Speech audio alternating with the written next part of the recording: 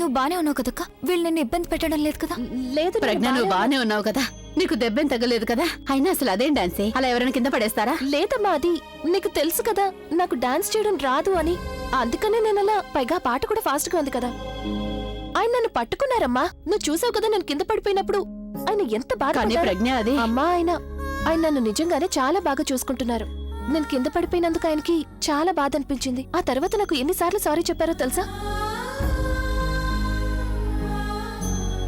నిజంగా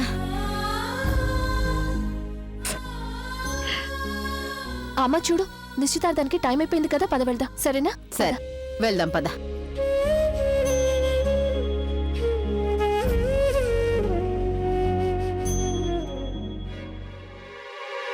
రాబిన్, నువ్వు ఇక్కడేం చేస్తున్నావు? నానమ్మ నీకోసం వెతుకుతుంది, వెళ్ళు.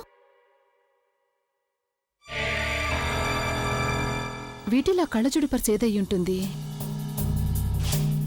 ఇదే అయి ఉంటుంది. తన చేతిలో ఈ పర్స్ని చూశాను. ఆలియా, ఏం చేస్తున్నావు? ఆ పర్సులో ఏం పెడుతున్నావు? ఆ పర్సులో కాదు, ఈ పర్సులో.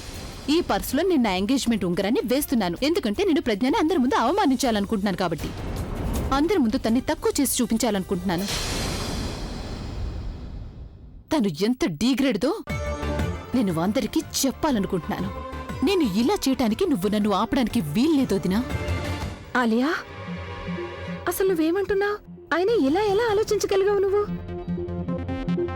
ప్రజ్ఞ చాలా చిన్న కుటుంబం నుండి వచ్చింది.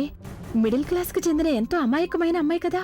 తను ఇంత పెద్దింట్లో ఇప్పుడు ఎలాగైనా అడ్జస్ట్ అవ్వాలని ట్రై చేస్తోంది. కానీ నువ్వు తన గురించి ఇలా ఆలోచిస్తున్నావా? తనని సమస్యలో పడేయాలనుకుంటున్నావా? అలాగే నువ్వు ఇలా కూడా అనుకుంటున్నావా నేను నీకు సహాయం చేస్తాను, నువ్వు ఇదంతా చేయకుండా ఆపను అని?